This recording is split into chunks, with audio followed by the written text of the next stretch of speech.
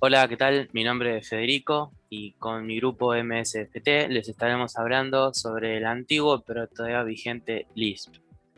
Vamos a estar hablando un poco de la historia, los conceptos básicos, cómo programar. Vamos a hablar también del trabajo integrador y acerca de innovaciones y algunas estadísticas. Vamos a comenzar con la historia del lenguaje. La historia comienza con el científico del MIT, John McCarthy, que para fines de los 40 comenzó a interesarse en lo que hoy conocemos como inteligencia artificial. Asistió a una conferencia en la que se habló sobre mecanismos cerebrales en la conducta humana, y uno de los expositores destacados era el matemático Alan Turing, que realizó comparaciones entre las computadoras y el cerebro humano. Esto motivó a McCarthy a interesarse en el desarrollo de máquinas que pudieran pensar como los humanos. Ya metido a full en un proyecto de inteligencia artificial, a mediados de los años 50, McCarthy empezó a desarrollar teorías eh, sobre cómo desarrollar una máquina de inteligencia artificial. Él creía que oraciones estructuradas de manera formal representarían información sobre el mundo. La computadora podría navegar y procesar estas listas para imitar el razonamiento humano. Con esta lista me refiero a las oraciones. Por eso surgió la necesidad de procesar listas de datos. Pero había un problema. El problema era que no existía lenguaje con el cual se pudieran manipular listas en la forma en que McCarthy lo necesitaba. Por eso debía crear su propia herramienta. Y así entonces, en 1958, diseñó Lisp, basándose fuertemente en la teoría matemática de las funciones recursivas. El programa se basa en funciones que se aplican al resultado de otras expresadas como listas. Esto contrasta fuertemente con los lenguajes de la época que se basaban en secuencias de instrucciones, como Fortran y Algol.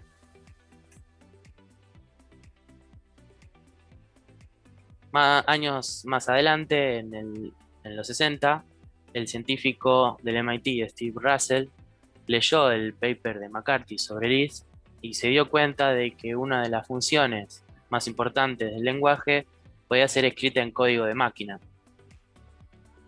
Por eso decidió llevar Lisp a la práctica.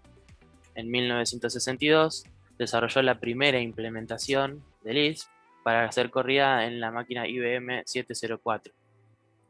El resultado fue un intérprete que servía para evaluar expresiones de Lisp. Ese mismo año, Tim Hart y Mike Levin desarrollaron el primer compilador completo de Lisp. Aprovechando una de las bondades del lenguaje que explicaremos más adelante, lo escribieron utilizando el propio Lisp e introdujeron eh, lo que conocemos como compilación incremental. Esto es, que funciones compiladas e interpretadas se puedan mezclar libremente. Pasaron los años y fueron surgiendo diferentes interpretaciones del Lisp, lo que conocemos como dialectos.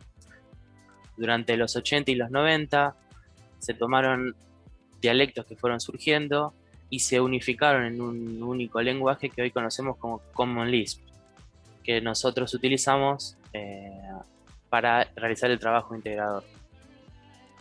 Este dialecto fue muy compatible con dialectos anteriores y adquirió mucha popularidad, por lo que en el año 1994 se desarrolló su propio estándar ANSI.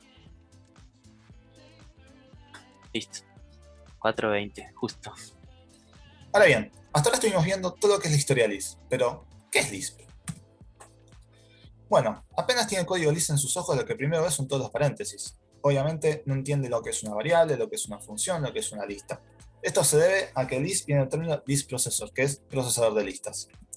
Es un lenguaje interpretado o compilado. Esto depende de la implementación y de la derivación, que es lo que vimos antes. Es multiparadigma, y esto es muy importante, ya que influenció tanto a lenguajes funcionales como objetos también. Más adelante vamos a verlo con más detalle.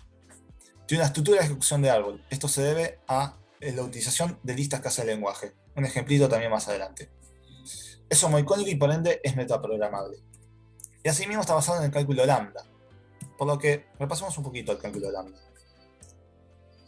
El cálculo lambda fue introducido por Alfonso Church y Stephen Klein en la década de 1930. Es un lenguaje súper simple, ya que solamente está formado por poquitas cosas y pueden ser una variable, una abstracción o una aplicación. Esto lo hace sumamente universal.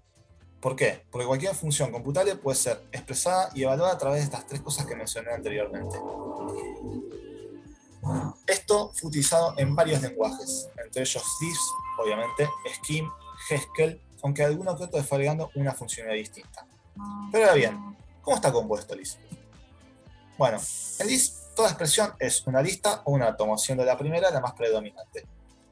La lista tiene la estructura de cualquier otro tipo de lenguaje. La diferenciación entre los elementos se hace con espacios en vez de comas, que como capaz que estamos más acostumbrados. Pero si no es una lista, es un átomo. Y los átomos se dividen a su vez en simbólicos y numéricos. Obviamente los numéricos es donde predominan los números y los simbólicos son todos los demás. A su vez, las cadenas de caracteres se delimitan por comillas, como por ejemplo el ahora mundo que vi acá abajo. Pero ahora bien, no sé si te acordás que hace un ratito te mencioné sobre la estructura del árbol. Por lo tanto, veamos un poquito sobre este tema. La estructura de árbol se debe a que Lisp está formada por S expresiones. Esto es que las sentencias de Lisp están en forma de listas. Por lo tanto, es una lista de listas de listas. Pero representado podría ser un árbol. Entonces, veamos el ejemplo acá a la derecha. Esto lo vamos a ver un poquito más adelante, cómo se forma el código de Lisp, pero acá hay un ejemplito sencillo. Esto es la multiplicación de 2 por la suma de 3 más 4. Primero realiza el 3 más 4, que es 7. Y después lo multiplica por 2, que queda 14. Por lo tanto, la ejecución va de abajo hacia arriba. Ahora bien, ¿a qué me refería con que es homoicónico y metaprogramable? Bien, homoicónico es que el código fuente se escribe utilizando las propias estructuras de datos que provee el lenguaje. Esto es muy importante ya que Lisp fue el primer lenguaje homoicónico que existió. Por ende, derivó que sea metaprogramable. ¿Y qué es que sea metaprogramable? Es que tiene programas que escriben y manipulan otros programas, que pueden ser hasta el mismo lenguaje. Un ejemplo de esto lo vimos en la historia, que es el compilador. El compilador de Lisp justamente está escrito en Lisp. Pero lo que es metaprogramación es muy interesante y lo vamos a ver un poquito más adelante en detalle. Ahora bien, ¿en qué se usa Lisp? Todo esto muy lindo, pero ¿en qué se utiliza? Bueno, el fuerte de Lisp obviamente es la inteligencia artificial, que es lo vimos a lo largo de toda la historia. Pero también tiene otras aplicaciones, como puede ser la robótica, como puede ser el procesamiento del lenguaje natural. Esto es más que nada en Machine Learning, ya que hay una biblioteca que es muy utilizada en la misma. Y obviamente la demostración de teoremas matemáticos. Lisp está fuertemente influenciada por la matemática, como lo vimos en historia, por lo tanto esto no debería ser sorpresa.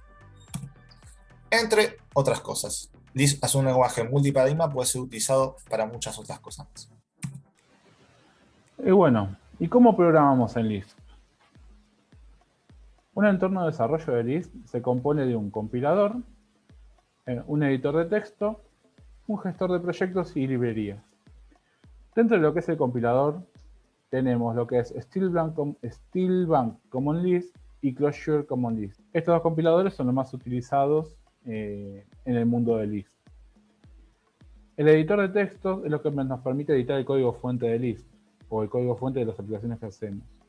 Podemos utilizar Notepad++, Emacs o Visual Code. El más ampliamente utilizado es Emacs. Luego tenemos lo que es el gestor de proyectos, o sea, cómo gestionamos los archivos dentro de un proyecto de Lisp. Eso lo hacemos a través del framework de ASDF, que básicamente viene incorporado con Steelbank Common Lisp o Clojure Common Lisp, dependiendo de cuál elijamos para el desarrollo. Y luego, para no reinventar la rueda, hay una plataforma que se llama QuickLisp, que básicamente expone aproximadamente 1500 librerías implementadas en Lisp. Bueno, ahora Maxi nos explicó las componentes necesarias para armar un proyecto en Lisp. Vamos a ver más en detalle una de esas componentes, que sería el compilador. El que usamos en nuestro proyecto es el Steelbank Common Lisp. llamado SBCL, ¿no? Lo abrimos con un comando en la terminal SBCL y acá podemos ejecutar cualquier código del Lisp. Si queremos evaluar true, nos va a devolver true.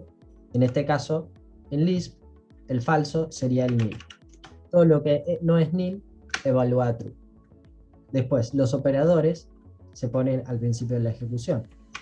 Entonces, en nuestro caso, si queremos, por ejemplo, ver si 4 es igual a 4, vamos a ver que esto nos va a tirar true. Y al contrario, nos va a tirar nil.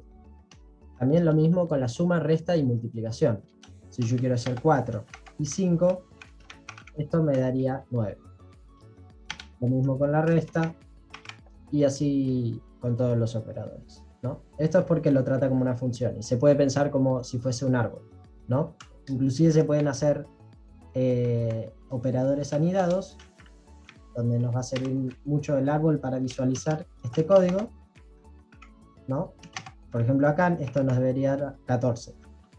Se puede pensar con un árbol en que estaría la suma al principio del árbol y sumaría sus dos ramas. Si en una rama encuentra un código a ejecutar, ejecuta ese código y en este caso, por ejemplo, en una rama se va a encontrar con una suma. Entonces va a ejecutar todo el código de esa suma y después devolverá 9 y sumará el 9 con el 5. Y bien, ahora se preguntarán ¿cómo puedo guardar estos valores que me dan en variables? Por ejemplo, en Lisp no es tan sencillo como hacer variable igual 4 porque esto nos va a tirar un error. Ya que no es una lista o átomos. Entonces, en este caso, necesitaremos utilizar funciones como, por ejemplo, primero tendremos que declarar la variable, después la tendremos que definir.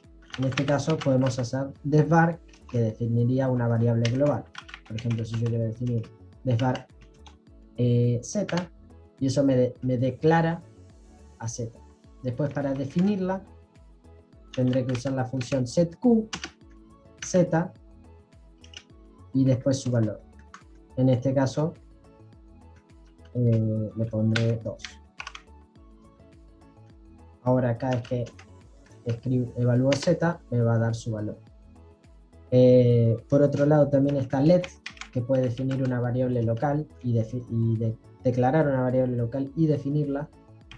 Que Maxi a continuación explicará mejor su formato y también explicará más en detalle cómo se utiliza para imprimir al standard output o a otros outputs con la función de format. En este caso tiene la format, el output, en este caso t, que directamente imprimiría el standard output, y después la cadena. A continuación, ahora vuelve a explicar Maxi bien cómo formular un proyecto en Common Lisp utilizando SBCL y Visual Studio. Con todo esto, lo que tenemos es lo siguiente. Básicamente tenemos un compilador que es SBCL. SBCL nos va a permitir ejecutar el código fuente o compilarlo directamente. Lo que vamos a hacer ahora es crear un proyecto utilizando un paquete que se llama Quick Project dentro de lo que es QuickLisp. Quick Project nos habilita un conjunto de funciones y entre esas funciones hay una que nos permite crear un proyecto de cero. Ahí lo creo. Bien, una vez que creamos el proyecto, salimos del compilador. Básicamente lo que hicimos fue crear un proyecto en Lisp, que es este que está acá. Abrimos el proyecto y ya tenemos nuestro proyecto creado. Inicialmente se crea con un archivo de documentación, el archivo propiamente dicho donde vamos a desarrollar nuestro código fuente, un gestor de archivos y un gestor de espacio de nombres, donde nos permite asignarle a nuestro proyecto, digamos, etiquetas. Por ejemplo, si queremos escribir un simple hola mundo, guardamos,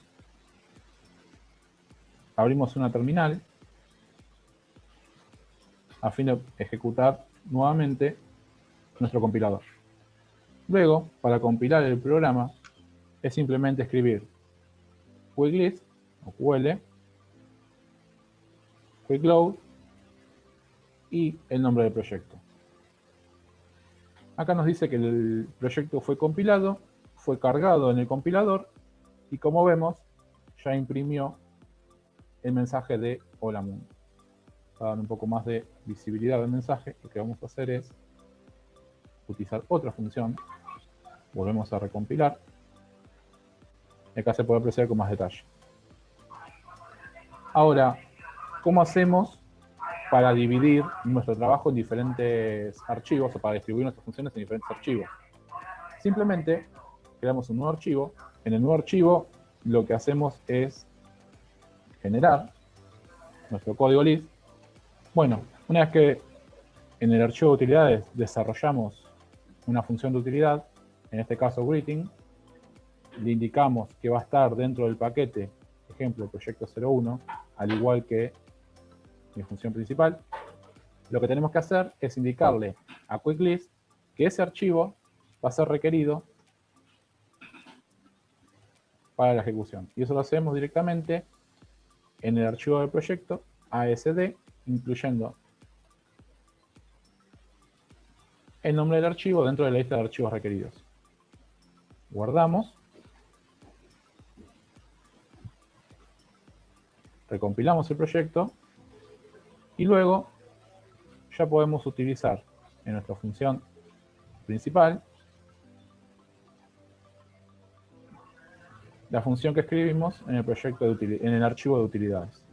Guardan. Como ven, ahora recompilamos nuevamente. No guardaste el utils.list. Falta guardar. En realidad lo que tengo que hacer es un write. Ahí.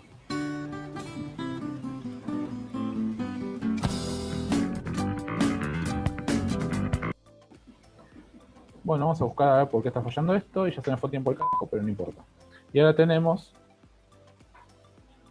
como podemos ver en el programa principal, no solamente el mensaje de Hola Mundo que imprimimos al principio, sino que además tenemos la función greeting, que le pasamos como parámetro un nombre y nos devuelve el saludo hola del nombre y lo escribimos a estándar output. Ahora vamos a hablar un poco sobre cómo se define una función dentro de lo que vendría a ser list. Para poder definir una función utilizamos la macro defun, que toma como parámetros nombre de la función, una lista de parámetros de la función, un comentario o la documentación de la función, que es opcional, y luego toma el cuerpo de la función. Ahora, en este caso particular, yo estoy utilizando la variable saludo, que es interna a la función, para poder guardar el mensaje formateado para luego poder retornarlo. Eso lo podemos hacer con la macro let. Let básicamente es una macro que nos permite definir el cuerpo de la función de la siguiente manera. Una lista de variables.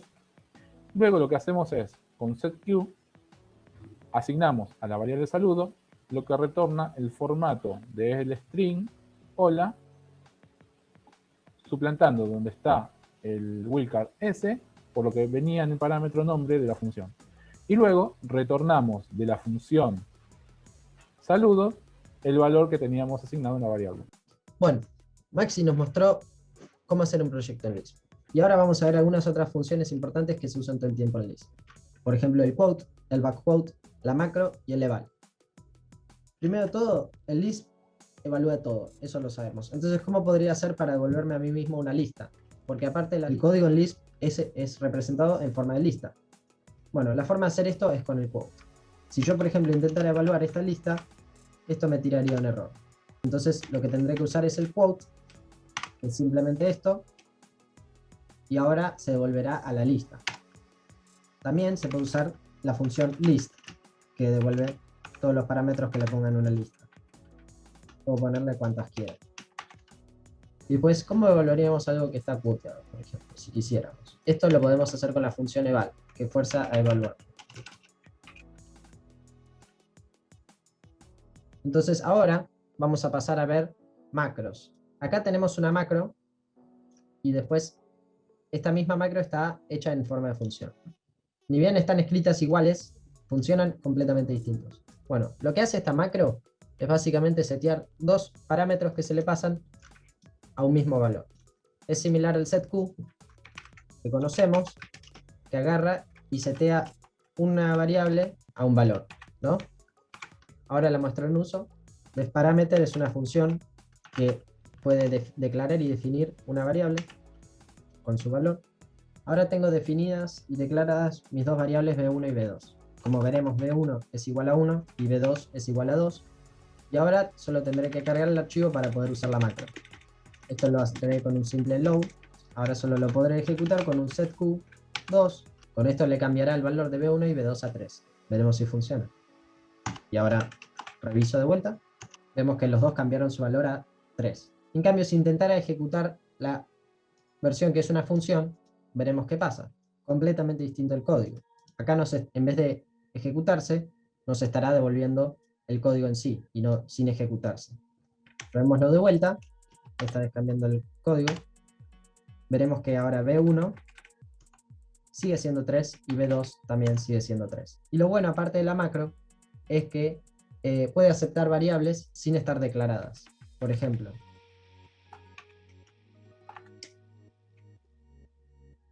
como ven, acá me tira un warning, pero aún así se ejecutó el código.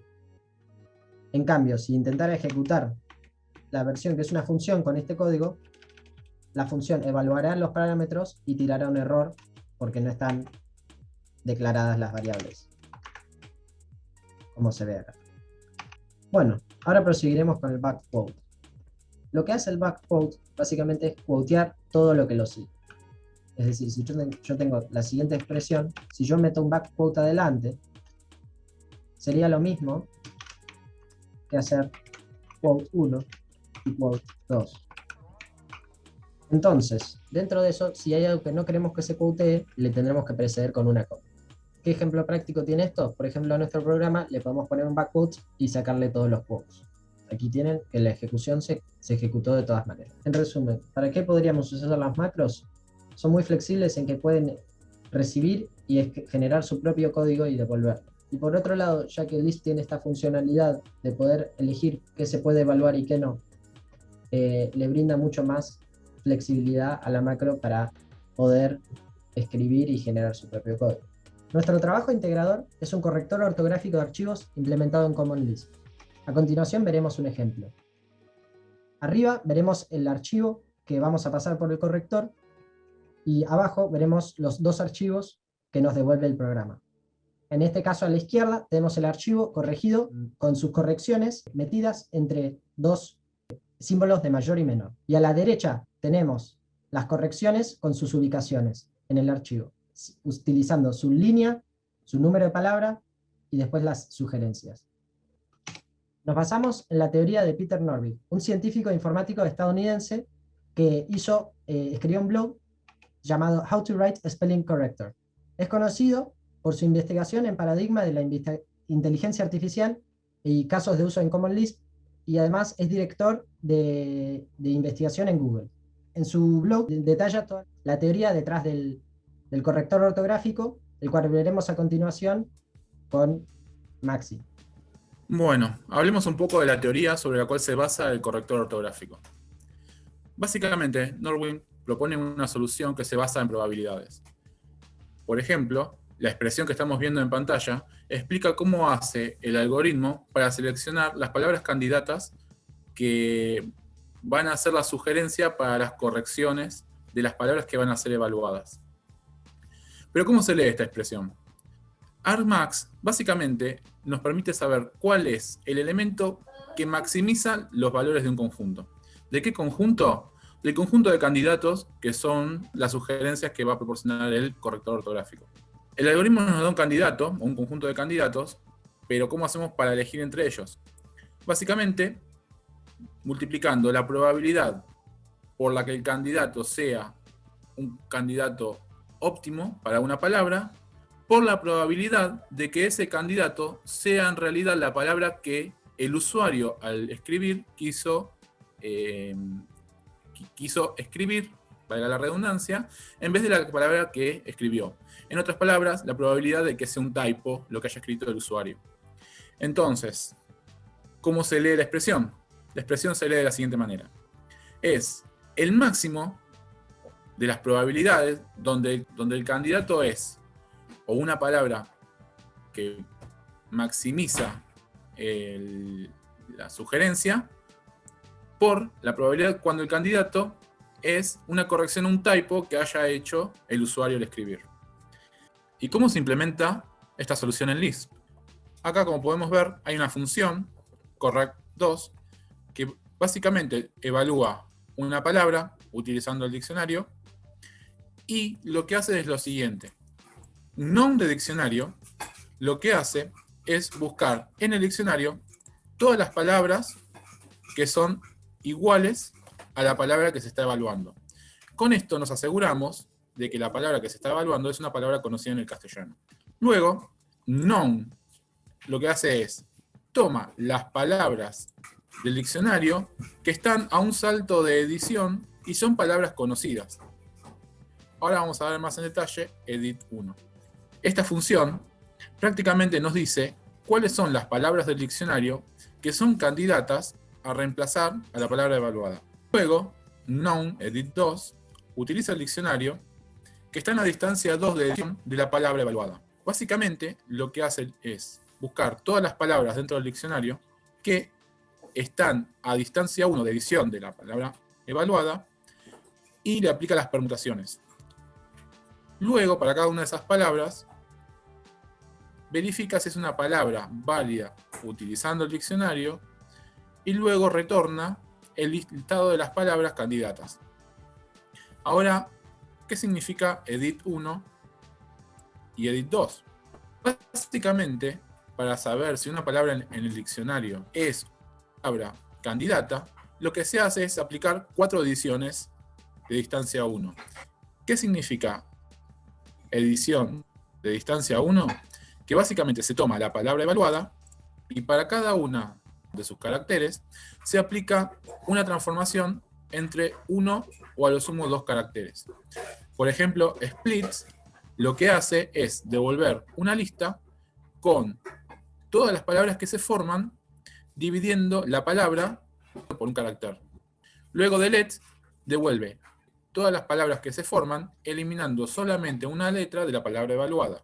Transposes devuelve una lista de todas las palabras que se forman intercambiando solamente 2 caracteres de la palabra evaluada. Replaces devuelve todas las palabras que se forman al reemplazar solamente un carácter de la palabra evaluada por alguna letra del alfabeto. E insert devuelve todas las palabras que se forman insertando un carácter perteneciente al alfabeto. Claramente este conjunto devolvería un montón de palabras que no tendrían ningún tipo de sentido. Es por eso que cuando uno va a evaluar los edit de distancia 1 y edit de distancia 2, se utiliza la función noun, que básicamente toma el diccionario y verifica que cada uno de los elementos de esa lista formen una palabra que efectivamente pertenezca al castellano. En otras palabras, es la intersección de todas las palabras que se forman con todas las ediciones de 1 y ediciones de nivel 2, con todas las palabras que forman el diccionario. Y eso nos va a dar el conjunto de palabras que están a distancia de edición 1, el conjunto de palabras del diccionario que son iguales a la palabra evaluada, y el conjunto de palabras que están a distancia 2 de la edición del diccionario. Luego, lo que hace es, en la diapositiva, maximizing, lo que retorna es el máximo de ese conjunto. ¿Por el máximo de qué? Lo que tenemos es un hash que nos dice que para una palabra dada, ¿cuál es la frecuencia que aparece esa palabra en un archivo de texto grande? Y eso nos permite emular lo que vendría a ser el cálculo de la probabilidad de que una palabra se utilice en el castellano. Y así es como la función correct 2 nos devuelve un listado de palabras que son sugerencia de la corrección de la palabra evaluada. Veamos ahora los dos elementos principales del diseño de la solución que planteamos. El primero a destacar es lo que llamamos diccionario. El mismo es una lista que contiene dos componentes. Primero, el alfabeto, es decir, todas las letras del alfabeto español, incluidos caracteres especiales. Luego tenemos una lista que está compuesta por las palabras del archivo grande que utilizamos como entrada. Cada palabra, como vemos en cada nodo, está acompañada de la cantidad de veces que ocurre en ese archivo. Este diccionario que se mencionó antes es clave a la hora de calcular las probabilidades que nos permiten obtener las sugerencias de cada palabra errónea. Veamos un poco cómo es el código que lo forma. Bien, el diccionario lo creamos en la función initDictionary, que recibe el alfabeto y el path al archivo grande de entrada.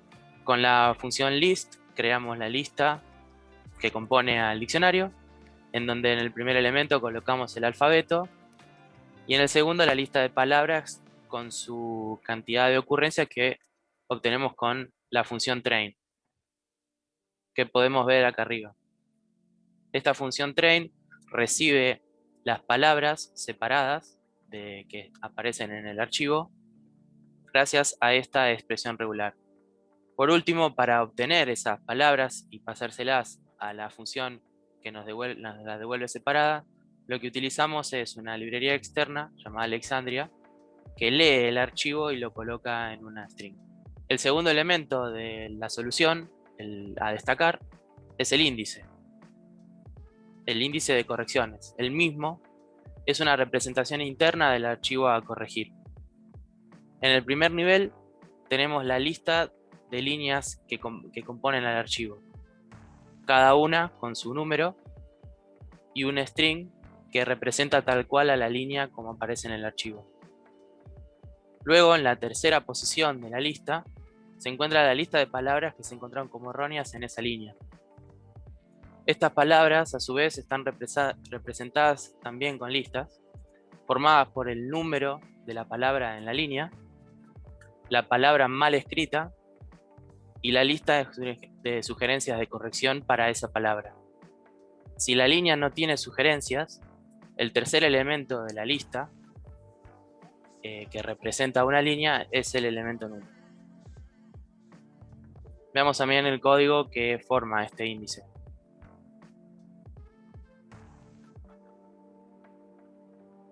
Bien. Con la función indexFile creamos el índice. Acá tenemos la línea más importante, que es la que arma los componentes de ese índice, donde tenemos el número de línea, la línea tal cual se lee del archivo, y acá tenemos el índice de palabras erróneas, que lo obtenemos con indexWords. Aquí en indexWords, el punto a destacar es el llamado a la función getSuggestions o getSugerencias. Con getSuggestions llamamos a la función más importante del corrector, que es correct2, que explicó muy bien Maxi anteriormente. Bueno, muy bien. A continuación veamos cuál es la recta final para llegar al resultado. Bueno, ahora habiendo visto toda la teoría, vamos a ejecutar por fin el corrector ortográfico. El corrector ortográfico se necesitan ejecutar las siguientes líneas que figuran en este archivo, pero en vez de ejecutarla una por una, nosotros lo que hicimos fue crear un archivo específico de list donde se tiene la llamada a cada una de estas funciones. Por lo tanto, si abrimos el SBCL y hacemos la carga del archivo en cuestión,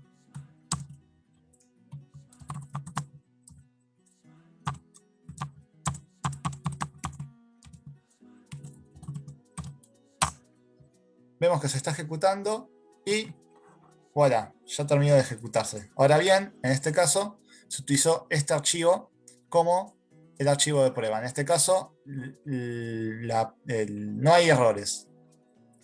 Pero en el archivo de sugerencias notamos que nos tiró como error, como palabra mal escrita, las que tienen las mayúsculas y línea. Línea está bien, porque le falta el acento, pero ¿por qué nos puso linda como la mayor sugerencia? Vamos a ver acá qué deberíamos hacer para solucionarlo. En este caso, lo que primero hacemos es cargar el archivo file spell checker. Luego declaramos el diccionario. Y al diccionario le pasamos, al diccionario se crea con setQ de la función init diccionario, tal como explicó Fede hace un ratito. Entonces, parecería que acá está el tema, acá estaría la solución de lo de los acentos. Entonces, agregamos las palabras que utilizan acento al diccionario. Volvemos a ejecutar el código en cuestión, se recarga y ahora vemos que línea lo marca correctamente como errónea, pero nos ponen como sugerencia primero la línea con acento, que es lo que queríamos. Ahora bien, el tema son las mayúsculas. ¿Por qué la mayúscula me lo pone como erróneo? Volvamos de vuelta. La manera de hacer esto es viendo la función que explicó Fede, que es index words. En este caso, a estas sugerencias se obtienen las sugerencias a partir del diccionario, que ya vimos cómo se crea, de una palabra en cuestión. Acá es donde está el problema, ya que word es la palabra que está en mayúscula. La manera de solucionarlo es aplicando la siguiente función, que lo que hace es, a esta palabra se le coloca la palabra en minúscula. Ahora bien, bueno, me dice que tengo que apagarlo. Lo ejecutamos, y si lo ejecutamos, ahora vemos que ya no nos marca las palabras mayúsculas como si fuera errónea, justamente, que es lo que queremos. Entonces, podemos ver que el corrector está funcionando como exactamente queremos, pero ¿cómo se generan estos archivos de salida? Bueno, viendo el .list que habíamos creado, todo esto se hace conocido, ya que es lo que estuvimos viendo. Estas son las funciones que se encargan de crear tanto el archivo de sugerencias como el archivo corregido. Y las funciones son las siguientes. Primero veamos el archivo de sugerencias. En el archivo de sugerencias lo que hacemos es abrir el archivo que se recibe en el file path. Luego se crea toda esta parte que es lo del encabezado con un format en el str. Y luego se pueden utilizar dos cosas para recorrer una lista, tanto el map como el do-list. El do-list lo usamos para la otra archivo. En este caso, el mapcar lo que hacemos es, ¿cuál sería la idea? Si la palabra no tiene sugerencia, lo que no quiero es que no me lo muestre. No hace falta recorrerlo, ya que justamente lo único que queremos mostrar es la palabra errónea con las sugerencias. Entonces, si es nulo, como dijo Fede, no tiene sugerencias, directamente la saltea. En caso de que sea una sugerencia, que sea una palabra errónea, obtenemos la línea, el número de línea y el número de palabra. Y luego, de cada palabra, se obtienen las sugerencias, recorriendo las sugerencias de cada palabra. Ahora bien, ¿cómo se crea el archivo de resultado? Ya que en este caso, nosotros teníamos que incrustar la sugerencia en la palabra errónea. Bueno, en este caso, lo que hicimos es, nuevamente, abrimos el archivo, y en este caso hacemos un do-list, que es por cada elemento en el índice que le pasamos como parámetro. Nos fijamos si tiene una palabra para corregir, exactamente de la misma manera que en el de las sugerencias. En caso que no tenga, directamente imprimimos la palabra que habíamos almacenado en el primer elemento de la primera lista que explicó Fede en el índice. En caso de que tenga algo, o sea, no esté nulo, significa que tiene palabras a corregir. Entonces le pasamos a esta función que creamos que se llama runCreations. En runCreation lo que se hace es, se crea la línea que se usa para reemplazar, que en este caso es toda esta estructura que vemos acá. Se recorre la lista y se le pasa a esta palabra, a la línea, lo que se le hace es, se le reemplaza en la línea la palabra que está errónea por algo que se crea en Create Suggestions. En Create Suggestions es donde se crea la estructura que va a ser reemplazada. En este caso, esta de aquí. Una vez que se crea, directamente se copia en el archivo de salida, dejando el archivo de esta manera. Ahora bien, para finalizar, vamos a mostrar un último ejemplo que es un texto un poco más extenso en el que hay signos de puntuación, espacios y un par de palabras mal escritas. Como vamos a ver, ejecutándolo, vamos a ver que no va a haber ningún tipo de problema, ya que hicimos las correcciones que eran las que nos generaban conflicto. Ejecutamos nuevamente. Podemos ver que acá están los dos archivos creados. Y ahora vemos que los espacios los toma. Algo para aclarar, que si bien ya fue dicho en CaseList, cuando se pone list a los strings los coloca entre comillas. Y por eso aparecen entre comillas acá. Lamentablemente no hay manera de sacarlo. Por lo tanto, queda un poco feo, pero es la manera que funciona el lenguaje. Ahora podemos ver que este es el archivo, este es un archivo cualquiera. Hay algunos errores porque, como comentamos, no es perfecta no es perfecta la corrección que hace, pero igual en el 90%, en el 60% lo realiza bien. Y el archivo de sugerencias, nuevamente, va a estar como debería ser. Así que esto es el trabajo integrador que hicimos a lo largo de la cursada en Lisp. Repasemos ahora algunas de las innovaciones que introdujo Lisp a lo largo de sus primeros años de vida, que sirvieron de influencia para diversas técnicas que hoy ya están establecidas. Empecemos con lo que es el recolector de basura. Lisp fue el primer lenguaje en proveer recolección de basura automática. Aquella primera versión, que hoy en día ya está obsoleta, lo que hacía era detener la ejecución, chequear los punteros y recopilar la memoria alcanzable después de cierto periodo de tiempo. Esto ya en la actualidad no es así, y versiones modernas de Lisp y otros lenguajes utilizan otros sistemas como la recolección de basura generacional. Sigamos con lo que es tipos implícitos y tipado dinámico. En Lisp no solo hoy en día hay listas y átomos como al principio, sino que a lo largo de los años se fueron agregando nuevos tipos. Lo importante es que nunca tuvieron que ser especificados. En aquella época, en lenguajes ensamblables, por ejemplo, tampoco había necesidad de especificar un tipo, pero era responsabilidad del programador ir llevando registro de aquellos tipos que se utilizaron. En Lisp, ese seguimiento era automático, por lo que el programador, a la hora de trabajar con algún dato, si no recordaba de qué tipo era, lo que hacía era consultarlo y después manejarlo de manera acorde. Esto es común en lenguajes modernos de scripting. Sigamos con lo que es el ambiente interactivo.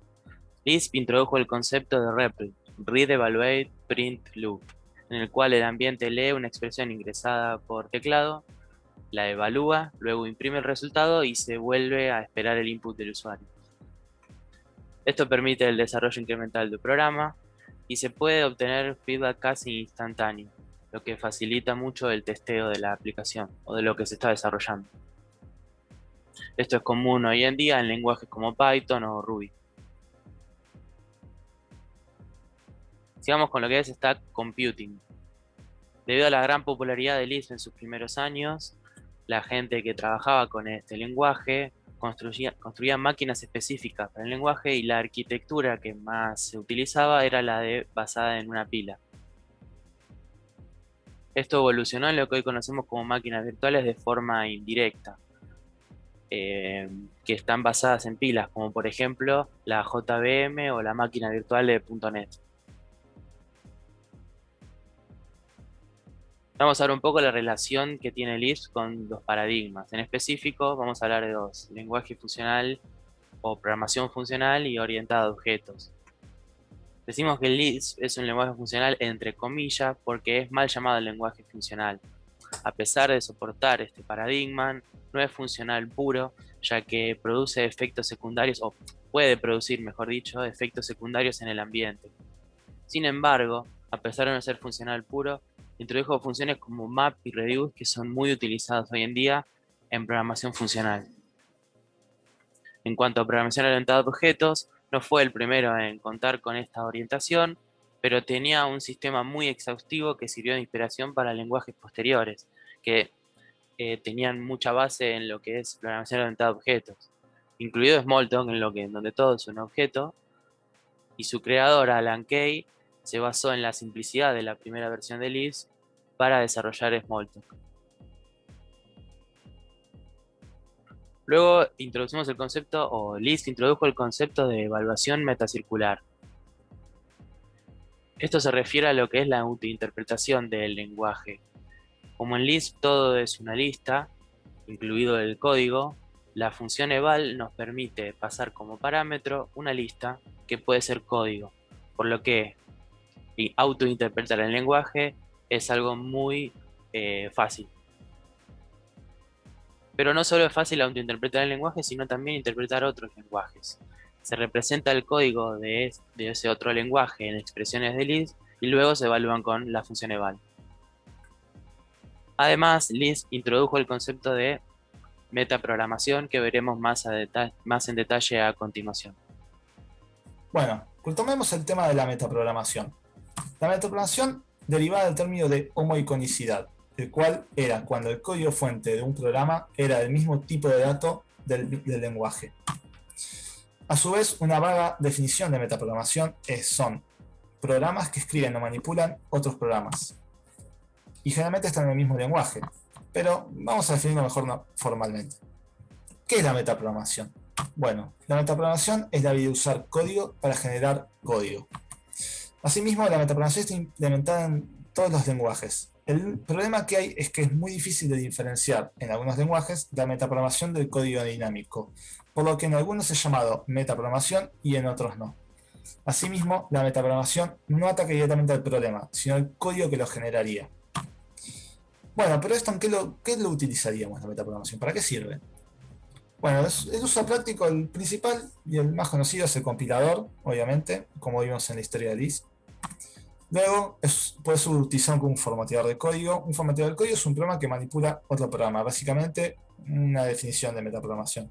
Y luego en los frameworks. En los frameworks es una idea muy interesante de utilizarla y tiene que ver con el concepto que hablé anteriormente de que no ataca el problema, sino al código que lo resuelve, ya que la idea de un framework es poder utilizarlo en diferentes dominios que son desconocidos por el programador, en donde no se conocen los objetos que van a ser manipulados.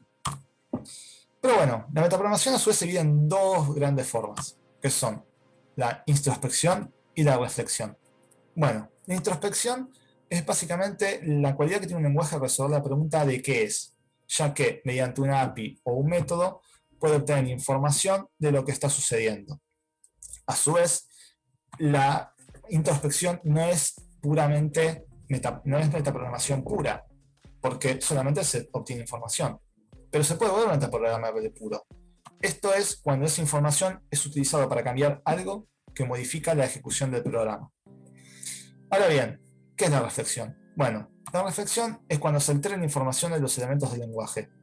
Por ende, la introspección era cuando teníamos la información y la reflexión es cuando se altera esa información. Asimismo, hay una manera de diferenciar lo que es reflexión de lo que no es reflexión. Esto es según se modifica la metadata. Para el que no sabe, la metadata son los datos descriptivos de los datos. Lisp es una combinación de estos dos, por lo tanto, Lisp es metaprogramable. Pero ¿cómo es la metaprogramación en Lisp? Bueno, la metaprogramación en Lisp está formada por los closures. Los closures son funciones que pueden ser guardadas como variables. Asimismo, está formada por las expresiones, que ya lo expliqué anteriormente. Y luego están las macros. Las macros son muy importantes y muy utilizadas, y es más, una macro es una expresión, que lo que devuelve es algo de la forma Lisp, que luego va a ser evaluada. La particularidad de las macros es que se pueden utilizar para algo muy pequeño como definir una función, como un cacho de código, como en este caso es lo importante. Esto se puede ver evidenciado en el paper que hizo Paul Graham en Beat is the Average. Paul Graham es el cofundador de una empresa llamada ViaWeb, en donde su principal producto está programado en Lisp y en un 20 y un 25% está escrito en macros. Esto es debido a que en ningún otro lenguaje se podía haber escrito, salvo en Lisp, por la utilización de las macros. Pero bueno, vimos creo que demasiada teoría. Veamos un ejemplito práctico para que se entienda un poco más. Bueno, ahora vamos a ver el ejemplito simple que había dicho. Primero cargamos el entorno, en este caso es el Lisp, y escribimos un código rapidito de un ciclo, en donde tomamos un X, donde recorra esta lista, lo ponemos, acuérdense de que está el quote para que lo tomen como literal, y que imprima este X. Esto lo que hace, recorre la lista y la imprime como vemos acá. Ahora bien, los loops en Lisp son macros. Entonces, si le aplicamos la siguiente función,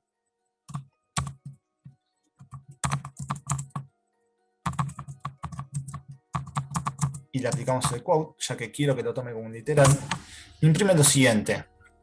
Esto es muy interesante, ya que lo que está haciendo es eliminar toda la definición de los macros, y se está dejando solamente código base puro. O sea, esta macro, y todo este código en sí, obviamente, en código base puro, es lo siguiente. Por lo tanto, es un ejemplo de metaprogramación. Bueno. Vamos a poner como blooper. Bueno, pero ¿en qué influenció la metaprogramación, en particular en Lisp? Bueno, fue influenciada en Smalltalk, como lo vimos antes. Y también en Julia, ya que en Julia sucede lo mismo que en Lisp, ya que el código fuente está en el mismo tipo de dato que en este caso del lenguaje que Julia. Ahora vamos a hablar acerca de algunas historias de éxito que encontramos en Common Lisp. Hay una página que se llama lisp-lang.org/success, donde uno puede encontrar diferentes historias de éxito separadas por diferentes campos, como son el aeroespacial, la aplicación CAD, en música, matemáticas, ciencia, etc. Sin embargo, queremos exponer un caso particular que encontramos mientras investigamos los casos o las historias de éxito para la exposición. Christian Schaffmeister es un profesor de la Universidad Temple en Filadelfia, Estados Unidos. Su campo de estudio es la investigación molecular y se dedica al diseño de modelos computacionales para el diseño de moléculas. Schaffmeister y su equipo implementaron una aplicación que se llama Molecular Lego, que básicamente permite diseñar moléculas a partir de modelos computacionales con diferentes fines, como por ejemplo filtros que serían moléculas que permiten filtrar el agua, la comida o los iones del agua salada, o catalizadores que permitirían acelerar los procesos químicos, o sensores que básicamente permitirían detectar la presencia de determinado tipo de moléculas, o con fines terapéuticos, que serían moléculas que neutralizarían otras moléculas atrapándolas dentro de una. Ahora, ¿por qué Schaffmeister elige Lisp? Bueno, lo primero que destaca es que las macros son poderosas. O sea, dada la simpleza con la que se define una macro en Lisp, es muy fácil escribir programas que escriben programas en tiempo de compilación, lo cual representa una herramienta muy útil a la hora de diseñar programas. Es rápido. Es un lenguaje construido en los 50, cuando las computadoras eran lentas. Tenía que ser eficiente entonces, por lo cual fue diseñado para ser eficiente. Antes de seguir, introduzcamos una plataforma llamada LLVM. LLVM básicamente es una colección de tecnologías de cadena de herramientas y compiladores modulares reutilizables. Su objetivo es proporcionar una estrategia de compilación moderna basada en SSA capaz de admitir la compilación estática y dinámica del lenguaje de programación arbitrarios. Uno de los objetivos de Schaffmeister fue el de exponer las librerías de C++ en Common Lisp. ¿Cómo lo hizo? Básicamente, programó un compilador de Common Lisp utilizando LLVM. De esta manera, podría utilizar lo que ya estaba implementado en LLVM como compilador de C++ para wrapear las funciones de C++ utilizando macros, generando así el código final que iba a requerir o utilizar en sus programas finales de Common Lisp. El objetivo final es utilizar LLVM para poder acceder a las librerías de C++ a través del compilador de Common Lisp para poder generar código de máquina optimizado. Este es un claro ejemplo de la potencia que tienen las macros y de cómo puede ayudar en la metaprogramación para poder incorporar en Lisp programas y librerías externos. Ahora veremos las estadísticas sobre Lisp y sus dialectos.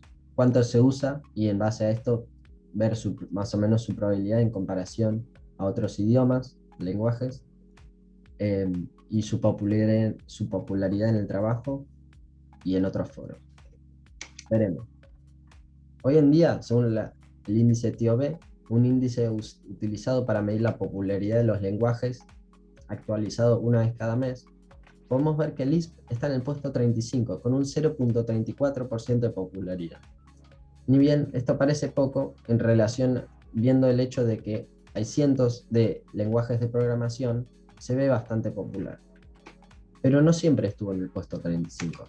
Como veremos acá en el siguiente slide, a lo largo de los años esta popularidad fue decayendo. Acá podemos ver que Lisp estuvo en 1986, unos 28 años después de su creación en 1958, en el puesto número 2, y fue bajando a lo largo de los años. Esto es un contraste a C que se mantuvo bastante popular a lo largo de casi toda su existencia. Y podemos observar que Lisp tuvo el mayor declive en los últimos 2 décadas. A partir de 1996 empezó a decaer alrededor de 23 puestos. Y acá podemos compararlo con otros lenguajes de programación en foros populares como Reddit, por ejemplo. Acá vemos que Lisp tiene 30.900 usuarios en Reddit. En cambio, los foros sobre Python tienen 759.000, C# 165.000 y Java 221.000. Ni bien, esto parece que Lisp no está tan atrás de los demás. Esto es solo por el hecho de que Lisp se usa mucho en círculos académicos y no es tan popular en usos prácticos, como por ejemplo en el trabajo. Acá en el siguiente slide podemos observar que en el Reino Unido solo el 0.014% de los trabajos utilizan Lisp, el 0.024% de los trabajos de programación usan Lisp. Aunque este es solo un estimativo del Reino Unido, nos da una idea de qué podríamos ver en otros países con una mayoría de idioma inglés, como Estados Unidos o otras partes de Europa. A lo largo de todo este proyecto pudimos obviamente concluir muchas cosas sobre Lisp, y acá más o menos está condensado nuestros pensamientos sobre el idioma. Es una nube de palabras y queremos hablar más o menos nuestros pensamientos sobre Lisp, conclusiones que sacamos después de trabajar tanto tiempo con este idioma tan extraño. Y nada, bueno, ¿qué les parece a ustedes? Y dolor de cabeza al principio. Más que nada ahí por lo que dice de los paréntesis y el tema Yo creo que del todo entorno también.